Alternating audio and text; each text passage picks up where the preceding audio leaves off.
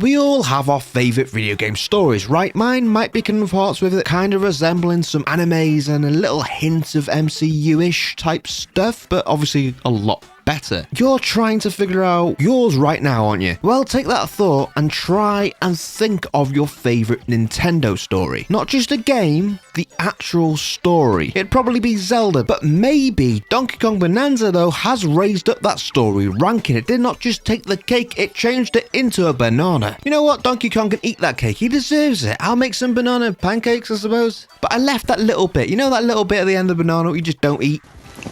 With Donkey Kong Bonanza, that was realization that Nintendo might have a story problem. So let's mumble about it.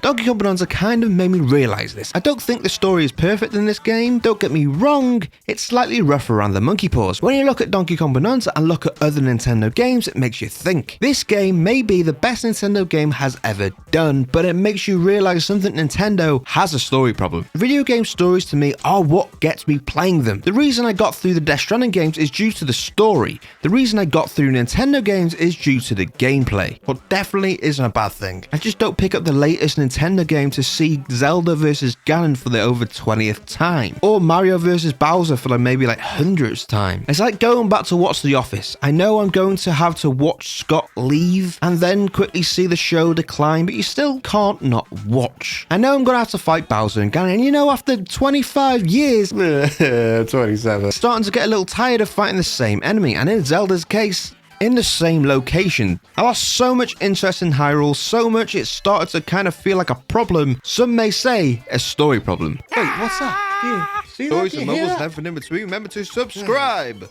to subscribe, to subscribe, to subscribe.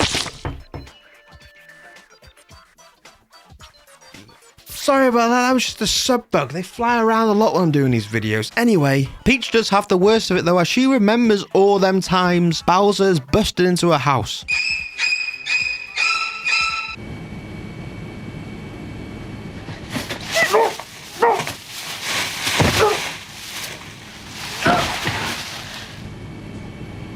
Oh my god. Going back to that rewatching your favourite film or movie or whatever you call it, TV show or whatever, on your 50th watch, you get to that point when you just ask yourself, maybe I should watch something else.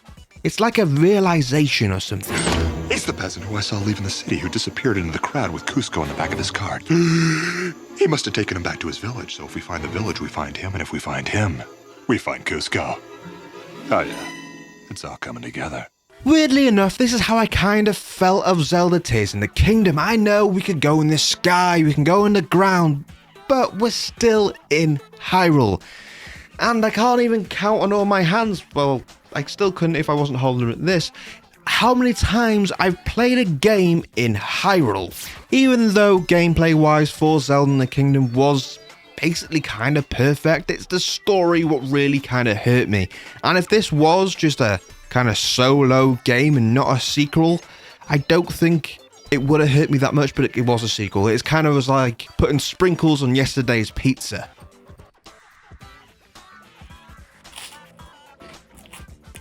I didn't have pizza in. There is also some echoes throughout other series in Nintendo that also kind of take this repeat approach to storytelling. Kirby usually ends up fighting King Diddy. Donkey Kong usually fights King K. Rool? Is that his name? King Kong Rool. No. King K. Rool. Wait, what is his name? I've always called him King K. Okay.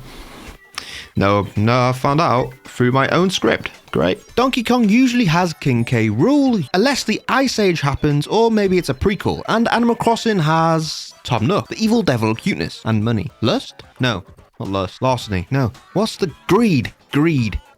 Then Luigi Mansion is doing the same thing with King Boo. There's 3 games and there have been 3 Boos. Christ Ghost in a Mansion. I'd take a Bowser Ghost or at least a Scooby-Doo-esque story with Wario and Luigi. If I get a 4th game and it's Boo, I will cry.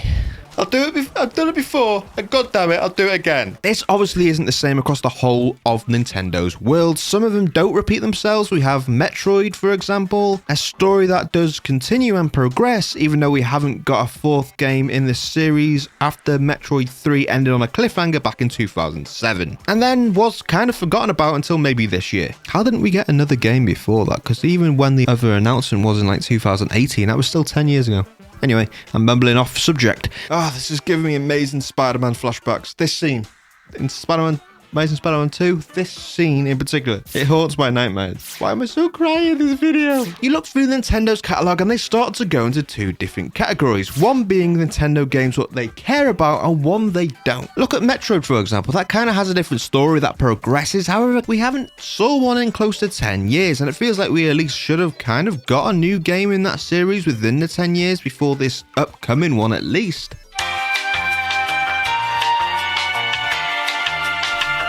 Even though we are going to get this one hopefully pretty soon, as we have recently saw gameplay, it's pretty weird, right? Fire Emblem is another one they don't really care about because they only really publish it, and I think Bayonetta is in also that same group. Both have their solid stories because of that. But then we have games like Pac-Man out there, well, that kind of B-grade games. It's like you have a heroes list. The big three, you have Iron Man, Thor, and Captain America. Then you have your Shang-Chi, your Moon Knight, or actually just your Hulk. Maybe there's a conspiracy there. Alongside this, we have these Nintendo spin-off games that don't have the story problem. Okay, the final Marvel reference, I promise. I'm doing a rewatch, okay? These are like the X-Men 97s, the What Ifs, your friendly neighborhood Spider-Man. Basically, Nintendo video game spin-offs are the cartoon verse of Marvel. Nintendo knows these are low risk, possibly high reward, and when they do hit that new level, that main stage feeling, they reach the top of the top after mining through and finally seeing the light of the main stage, to suddenly lose control and kind of lose some of their quality in some cases, especially within the story. When you kind of dive headfirst into these smaller games across the Nintendo universe, especially Mario, the stories develop to something interesting. This is the same with Zelda, and even maybe Metroid even go a bit further in their spin-offs. It feels like the further away from the main stage these games get, the better story. Take Donkey Kong, for example. Not long ago, before he went mainstream, he was a free-range monkey to do whatever he kind of wanted with new stories and villains. Then as soon as he hit the big time,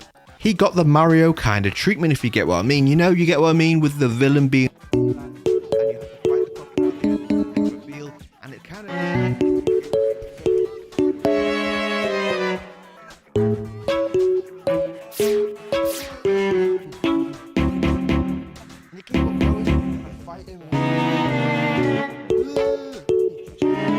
You know what I mean? That all kind of stuff that happens at the end of Donkey Kong Bonanza. One hostile journey later. This could be just a me problem, but this is kind of itching right at the back there, right at the back of the head, right there. I'm not going to dive that far into it, but the fact that now these once silent characters are starting to talk... How you doing? As they didn't talk because of cost and immersion, blah blah blah, what usually works a lot better with a game like Persona 5, Dark Souls, Baldur's Gate 3, as you do get immersed in the story due to the NPCs around you more than your own character. In many Nintendo games now, we are kind of getting some talking from the NPCs a bit more, but we've seen Mario talk in a whole movie, and we're going to see Zelda or Link, well, both of them, well, Zelda actually did talk. We're going to see Link talk, supposedly, for the whole game. Whole movie, and it's going to feel weird. And to me, it's starting to feel even weirder when we play a new Nintendo game and really in the main line and the story's kind of lacking and it's a voiceless protagonist, what we've kind of saw for so long, and I'm not immersed in feeling like I am Link or Mario. So it starts to feel like at this point, just give some voice actors some work, you cheap fuck. These two things are kind of the main points of this kind of video of Nintendo Story's problem. The gameplay is near perfect. They perfect that gameplay. They clean that shit up like it's yesterday's banana. I don't know. They make it perfect. It's really well-made gameplay most of the time when it's the main focus, when it isn't a spin-off. But when it's a story, they develop it like this. Gotta move quickly. So you definitely need to get that last. Anyway, mumbling over. Well, not fully over because it's still not the end of the video and we're called the mumbling. I am the mumbling gamer, so we do carry on mumbling until the end. Anyway, shedding some light on this though, the lack of kind of voice and the lack of kind of explaining, the lack of kind of lore kind of thing, what's straight up thrown in your face through the story leads to something different. It creates something new that not many games outside kind of Dark Souls pulls off. It creates mystery, theories, and well, books like these.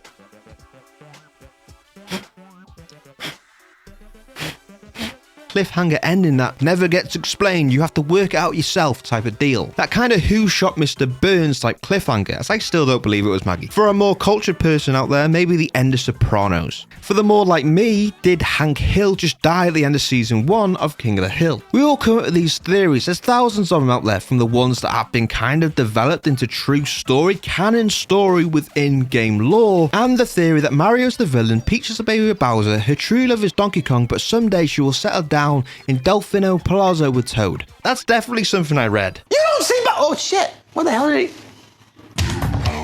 You've lost your mind. You've lost your goddamn mind, Charlie!